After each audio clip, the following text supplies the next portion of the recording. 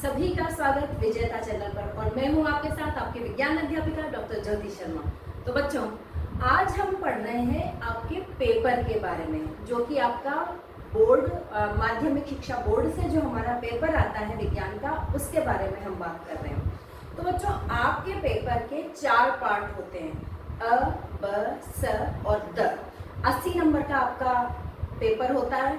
तो उस अ वाले भाग में आपके अति लघुतरात्मक प्रश्न, जो कि सारे के सारे 1 नंबर के होते हैं, जो कि वस्तुनिष्ठ के रूप में होते हैं, रिक्त स्थानों के रूप में होते हैं, मिलान करने के रूप में होते हैं और एक शब्द में आंसर देने के रूप में होते हैं। इस रूप में आपके ये प्रश्न होते हैं और लगभग 30 से 35 के बीच में अधिकतर देखा गया है कि 32 क्वेश्चन ये पूछे जाते हैं। तो 30 से 35 के बीच में ये प्रश्न आपके पूछे जाते हैं। 1 नंबर का एक प्रश्न। तो आप सोच सकते हैं कि इन सारे प्रश्नों को सही करके आप 35 नंबर या 30 से 35 नंबर के बीच में तो यूं ही प्राप्त कर सकते हैं बिना कुछ लिखे हुए। सिर्फ आपको अवसद जो है, आपका जो याद करने की जो क्षमता है और आपके समझने की जो क्षमता है वो बिल्कुल सही होनी चाहिए। दिमाग पर बिल्कुल बिना जोड़ दिए हुए ही आप इन नंबरों को प्राप्त कर सकते हैं। तो आज हम देख रहे हैं कि आपका जो पाठ 1 है, बच्चों आपको मैं बात बता दूं कि पाठ 1 जो है वो आपका 6 नंबर का है और इस पाठ 1 में से अवसद से संबंधित जो प्रश्न है, वस्तुनिष्ठ जो प्रश्न है, वो अवश्य पूछा जाता है। जब 6 नंबर का प्रश्न है तो एक लघुतरात्मक, एक वस्तुनिष्ठ प्रश्न और एक लघुतरात्मक प्रश्न बच्चों यहाँ पर आपका बन जाता है। तो ये वाला प्रश्न जो है वो आपसे अधिकतर पूछ लिए जाते हैं।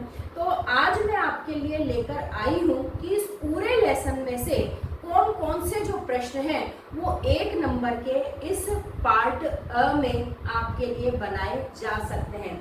तो मैं यहाँ पर 2 रूपों में आपके लिए प्रश्न लेकर आई हूँ, एक तो वस्तुनिष्ठ के रूप में और एक और रूप हम देखेंगे रिक्त स्थान या एक शब्द के रूप में। तो इन प्रश्नों को किसी भी तरह से रूपांतरित किया जा सकता है, बस ये प्रश्न और इनके आंसर आपको याद होने चाहिए बच्चों। ठीक है, तो आइए हम शुरू करते हैं। हमारा जो पहला पाठ है रासायनिक अभिक्रियाएं एवं रासायनिक समीकरण, इससे संबंधित कौन कौन से प्रश्न आपसे वस्तुनिष्ठ के रूप में पूछे जाते हैं। और क्वेश्चन कैसे बनता है बच्चों? क्वेश्चन बनता है कि सही विकल्प का चयन कर कोष्ठक में लिखिए। तो यहाँ पर ये कोष्ठक दिए हुए होते हैं।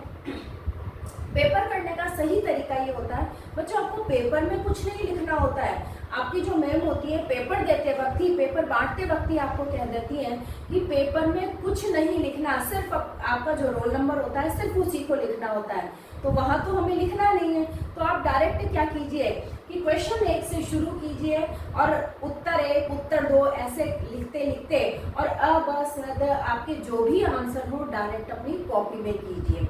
15 मिनट आपको पढ़ने के लिए दिए जाते हैं, उसमें आप ये निश्चित कर सकते हैं, एक बार इन प्रश्नों को देख सकते हैं। ठीक है, तो आइए शुरू करते हैं। तो सही विकल्प का चयन कर हमें कोष्ठक में लिखना है। तो यहाँ कोष्ठक में, पेपर में तो हमें कुछ नहीं लिखना, हमें अपनी कॉपी में लिखना है। तो कैसे लिखेंगे? तो प्रश्न 1 जो मैंने यहाँ दिया है वो है, श्याम श्वेत फोटोग्राफी के लिए किस यौगिक का प्रयोग किया जाता है? तो बच्चों AgBr सिल्वर ब्रोमाइड वह यौगिक है जिसका उपयोग श्याम श्वेत फोटोग्राफी में किया जाता है।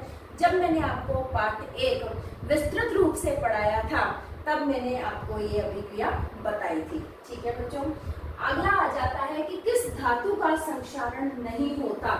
ये जो 4 ऑप्शन दिए हुए हैं इन्हें भी आप ध्यान से देख सकते हैं, क्योंकि इन्हीं में से हमें एक का चयन करना होता है। तो देखिए दे रखा है फेरस, क्रोमियम, कॉपर और सिल्वर। तो इन सभी का संक्षारण होता है, लेकिन एक क्रोमियम होता है जिसका संक्षारण नहीं होता और इसी वजह से वो जो साइकिल के या गाड़ियों के, वाहनों के जो चमकते हुए हैंडल और चमकते हुए जो पार्ट्स बनाए जाते हैं वो क्रोमियम के ही बनाए जाते हैं, क्योंकि वो मजबूत भी होता है और उसका संक्षारण भी नहीं होता, हमेशा ही वो चमकदार रहता है। तो इसका आंसर आ जाएगा क्रोमियम ब। ठीक है, आप ब लिखने के साथ साथ ये जो आंसर होगा क्रोमियम वो भी लिख दें तो बहुत बेटर होगा बच्चों। यानी आपकी अ ब स द में से आपका आंसर क्या है वो भी लिख दीजिए और उस ऑप्शन में क्या लिखा हुआ है वो भी आप कॉपी में लिख दीजिए। थर्ड क्वेश्चन आ जाता है, आलू चिप्स को खराब होने से बचाने के लिए पेट में कौन सी गैस भरी जाती है? Chlorine, hydrogen, nitrogen, oxygen. तो आपको अच्छी तरह से पता है विकृत गंधिता शब्द, यानी ऑक्सीजन से क्रिया करके जो वसीय पदार्थ होते हैं, जो तेलीय पदार्थ होते हैं, उनका ऑक्सीकरण हो जाता है और उनमें से बदबू आने लग जाती है। तो कौन सी गैस भरते हैं? नाइट्रोजन गैस भरते हैं। यह एक निष्क्रिय गैस होती है और लंबे समय तक उन पदार्थों से क्रिया नहीं करके उन पदार्थों को वैसा का वैसा ही रहने देती है। तो हमारा आंसर हो जाएगा सर नाइट्रोजन। नेक्स्ट क्वेश्चन है, श्वसन की प्रक्रिया है। तो अब उपचयन अभिक्रिया जो ऊष्माशोषी है, अपचयन अभिक्रिया जो कि ऊष्माक्षेपी है, संयोजन अभिक्रिया जो कि ऊष्माशोषी है, और द है उपचयन अभिक्रिया जो कि ऊष्माक्षेपी है। तो बच्चों, श्वसन की प्रक्रिया में आपको पता है, आप हाथ को नाक पर लगा करके देखिए, आपको ऊष्मा का अनुभव होता है, गर्मी का, हल्के से ताप का अनुभव होता है। तो हम ये जानते हैं कि श्वसन जो है वो एक ऊष्माक्षेपी अभिक्रिया है, इसमें हमें ऊष्मा प्राप्त होती है। तो ये तो जो ऑप्शन है ऊष्माशोषी वाले, ये तो अपने आप ही कट हो जाते हैं। बचते हैं हमारे पास ये दोनों ऑप्शन। तो अपचयन का मतलब तो होता है हाइड्रोजन का जुड़ना, तो इस वाली अभिक्रिया में कहीं हाइड्रोजन नहीं जुड़ रहा है। और उपचयन का मतलब होता है ऑक्सीजन का जुड़ना। तो भाई कार्बन डाइऑक्साइड निकल रही है, कार्बन के साथ ऑक्सीजन जुड़ रही है, इसलिए ऑक्सीजन जुड़ रही है, इसलिए ये कौन सी अभिक्रिया हो गई? उपचयन अभिक्रिया हो गई, और साथ में ही ये ऊष्माक्षेपी अभिक्रिया हो गई। बच्चों, कई बार ऐसा होता है कि हमें याद नहीं आता, लेकिन हमने पूरा लेसन समझा है, मैम ने समझाया है तो क्लास में, और नहीं तो हमने वीडियो तो देखा ही है, तो उसके अंदर हमें एक दूसरे से चीजें रिलेट करनी होती है और दिमाग लगाना होता है, और दिमाग लगाकर इन क्वेश्चंस को हम बहुत ही आसानी से सॉल्व कर सकते हैं। तो हमारा आंसर हो जाएगा कि जो श्वसन की प्रक्रिया है वो उपचयन अभिक्रिया है और ऊष्माक्षेपी अभिक्रिया है। तो आंसर द इसके अंदर आ जाएगा। जल का वैद्युत अपघटन करने पर कौन सी गैसें प्राप्त होती है? तो जल H2O। तो जब उसका वैद्युत अपघटन करेंगे तो नेचुरल सी बात है, जिनसे वो बना है उसी में ही अपघटित होगा। तो H2O हाइड्रोजन और ऑक्सीजन से वो बना है, तो हाइड्रोजन और ऑक्सीजन जो है वो हमें कैथोड पर और एनोड पर प्राप्त हो जाएंगे, यानी इसका आंसर हो जाएगा सब। अगला क्वेश्चन आता है, चांदी पर काली परत चढ़ने की प्रक्रिया है। हमने जो चांदी के आभूषण पहने हुए होते हैं वो थोड़े दिनों बाद उन पर काली परत चढ़ जाती है। आप सभी जानते हैं संक्षारण हमारा आंसर होगा, क्योंकि लोहे की वस्तुओं को, तांबे की वस्तुओं को, इनको जो वायुमंडल में उपस्थित तत्व होते हैं, यौगिक होते हैं, गैसें होती हैं, वो उनसे क्रिया करके और उनके ऊपर परतें चढ़ा देते हैं। तो चांदी पर काली परत चढ़ने की प्रक्रिया जो है वो संक्षारण होगी, हमारा आंसर होगा ब। फिर आ जाता है Fe+H2O, Fe3O4+H2। ये समीकरण इन्होंने लिखी हुई है और लिखा है कि समीकरण संतुलित करने पर Fe का गुणांक क्या होगा। बच्चों, अब आपको रफ वर्क, पीछे वाला जो पन्ना होता है कॉपी का, वहां पर आप रफ वर्क कर सकते हैं और उसके ऊपर ही ऊपर लिख दें रफ वर्क। वहां पर आप अपना कोई सा भी कच्चा काम कर सकते हैं और लास्ट में उस पेज को आप काट दीजिए, पेन से एक लाइन उस पर खींच दीजिए। रफ वर्क ऊपर ही ऊपर आपने पहले ही लिख दिया है। वहां पर आप ये वाली समीकरणों को संतुलित कीजिए और संतुलित करके आप पाएंगे, देखिए यहाँ पर एक ही Fe है और यहाँ पर Fe3 है। समीकरण संतुलित करने का हमारा बहुत बड़ा पार्ट दे रखा है लेसन में। तो अगर आप दिमाग न भी लगाना चाहें तो सिर्फ इतना सा दिमाग लगाइए कि यहाँ पर एक ही Fe है और यहाँ पर उत्पादों में Fe3O4 प्राप्त हो रहा है हमें। तो Fe3 है तो यहाँ पर भी 3 Fe होने के लिए लेफ्ट साइड में भी Fe के आगे हमें 3 लगाना पड़ेगा और वही क्वेश्चन वो हमसे पूछ रहा है। तो यहाँ ऑप्शन में 1, 2, 3 और 4 दे रखा है, तो हमारा आंसर होगा 3। तो हमारा आंसर हो जाएगा सर। ठीक है, क्लियर है बच्चों? आगे चलते हैं।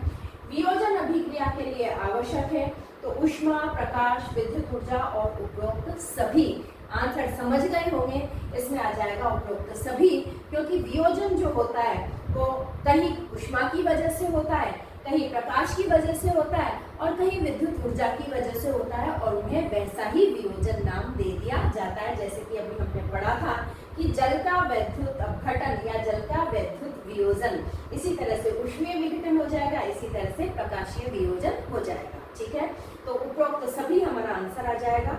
फिर कौन सा युगल विस्थापन अभिक्रिया प्रदर्शित करेगा?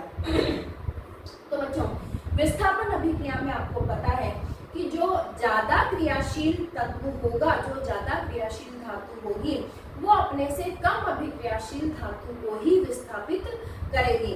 उससे ज्यादा यदि अभिक्रियाशील है तो वो उसे विस्थापित नहीं कर पाएगी और विस्थापन अभिक्रिया भी वहां पर नहीं होगी। तो ये चार ऑप्शन देखिए आप। NaCl विलयन व कॉपर धातु, ब है MgCl2 मैग्नीशियम क्लोराइड विलयन व एल्यूमिनियम धातु, थर्ड है FeSO4 फेरस सल्फेट विलयन व Ag धातु, और द है सिल्वर नाइट्रेट विलयन व कॉपर धातु।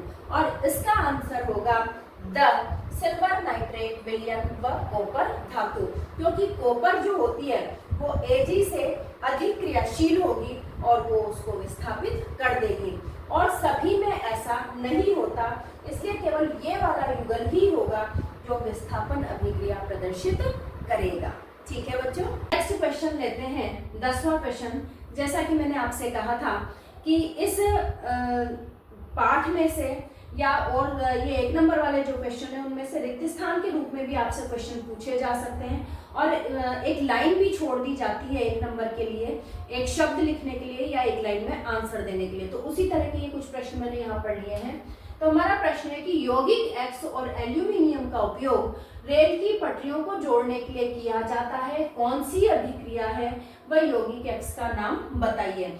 तो जहां पर भी रेल की पटरियों को जोड़ने की बात आ जाती है, तुरंत हमारे दिमाग में क्लिक होती है थर्मेट अभिक्रिया। जी हाँ बच्चों, यह है अभिक्रिया थर्मेट अभिक्रिया, और इस अभिक्रिया में Fe2O3 जो होता है वो एल्यूमिनियम से क्रिया करके फेरस, एल्यूमिनियम ऑक्साइड और ऊष्मा देता है।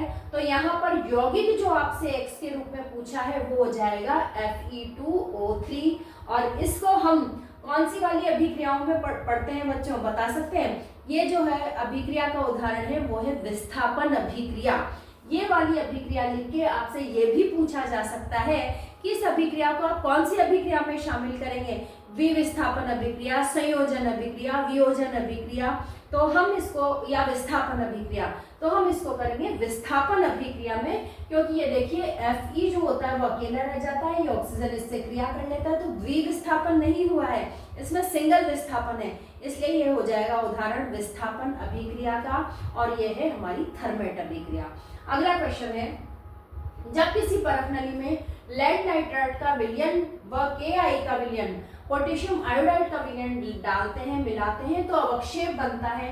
अवक्षेप का रंग व यौगिक का नाम बताइए, और इस अभिक्रिया को कौन से 2 प्रकारों में शामिल रखा जा सकता है। तो कोई सी भी एक अभिक्रिया लिखी हो तो बच्चों उसको ध्यान से देखकर हम ये बता सकते हैं कि इसको कौन सी, वैसे तो अधिकतर अभिक्रियाएं एक एक अभिक्रिया में ही शामिल होती है, एक प्रकार में ही एक अभिक्रिया शामिल होती है, पर कुछ अभिक्रियाएं 2 प्रकारों में भी शामिल हो सकती है। देखते हैं, जैसे Pb किसी परख नली में लेड नाइट्रेट का विलयन, ये लेड नाइट्रेट है PbNO3 होल्ड ट्वाइस, और KI का विलयन, ये KI का विलयन ले लिया हमने, तो ये बन गया PbI2 और 2KNO3।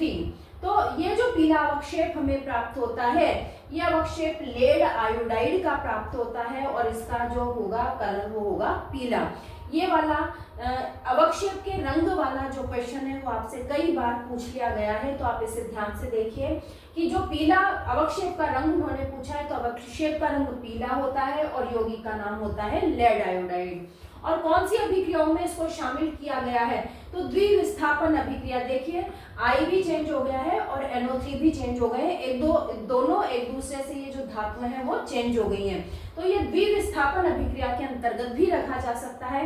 और साथ में क्योंकि यहाँ पर अवक्षेप हमें प्राप्त हो रहा है, तो अवक्षेपण, जहां पर भी जिस अभिक्रिया में अवक्षेप प्राप्त होता है उन अभिक्रियाओं को हम अवक्षेपण अभिक्रियाओं के अंतर्गत भी शामिल कर सकते हैं। तो इन दोनों अभिक्रियाओं में इस अभिक्रिया को रखा जा सकता है। फिर है समीकरण संतुलित कीजिए। जिन भी पेपर्स का बच्चों मैंने अध्ययन किया है, ये जो क्वेश्चंस मैंने बनाए हैं ये आपके डेस्क वर्क में से, 5 साल की डेस्क वर्क में से, अर्धवार्षिक पेपर में से, वार्षिक पेपर में से, इन सभी में से शोध करके मैंने इन प्रश्नों को लिया है। तो ये प्रश्न जो आपसे इस लेसन में से अधिकतर पूछे जाते हैं वही मैंने उठाए हैं। तो समीकरण संतुलित करने वाले भी क्वेश्चन आपके आते हैं, तो इन संतुलित करने के लिए इन समीकरणों के अलावा भी वो आपको कुछ दे सकते हैं। तो देखिए NaOH प्लस H2SO4 बनता है Na2SO4 प्लस H2O। मैंने आपको अपने लेसन में बहुत अच्छे से बच्चों ये समीकरण संतुलित करना समझाया है। दोनों तरफ की जो तत्व हैं उनको क्रियाकारक और अभिकारक और क्रियाफल जो बनते हैं उसमें हर तत्व का जो बराबर होने चाहिए, हर तत्व के अणु संख्या जो होती है वो बराबर होनी चाहिए। तो यहाँ पर हमने इसको संतुलित किया है, 2 NaOH के आगे 2 लगा दिया है, तो 2 NaOH बन गया H2SO4, Na2SO4 और H2O के आगे भी 2 लग गया है।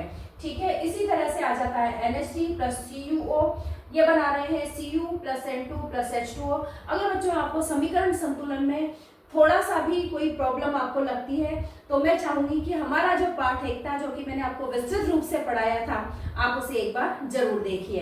तो ये समीकरण संतुलित करके बन जाती है 2NH3 प्लस 3Cuo, इस पर बनेगा 3Cu plus N2 plus 3H2O। अगला क्वेश्चन आ जाता है रिक्त स्थान भरिए। तो रिक्त स्थान में देखिए, रिक्त स्थान सबसे पहले इन्होंने दिया है और लिखा है कि प्रकाश की उपस्थिति में विघटित हो जाता है। तो यहाँ पर आ जाएगा सिल्वर क्लोराइड AgCl जो है वो प्रकाश में रखने पर विघटित हो जाता है। फिर द्विविस्थापन अभिक्रिया में क्रियाकारकों के बीच किनका आदान प्रदान होता है? आयनों का आदान प्रदान होता है। थर्ड है लेड नाइट्रेट के ऊष्मीय वियोजन से प्राप्त नाइट्रोजन युक्त गैस है, तो वो है NO2 नाइट्रोजन डाइऑक्साइड गैस। अगला है रेडॉक्स अभिक्रिया में एक तत्व का ऑक्सीकरण होता है तो दूसरे तत्व का अपचयन होता है, आपको याद ही है। शाक सब्जियों का कंपोस्ट बनाना ऊष्माक्षेपी अभिक्रिया का उदाहरण है, ये एक ऊष्माक्षेपी अभिक्रिया है।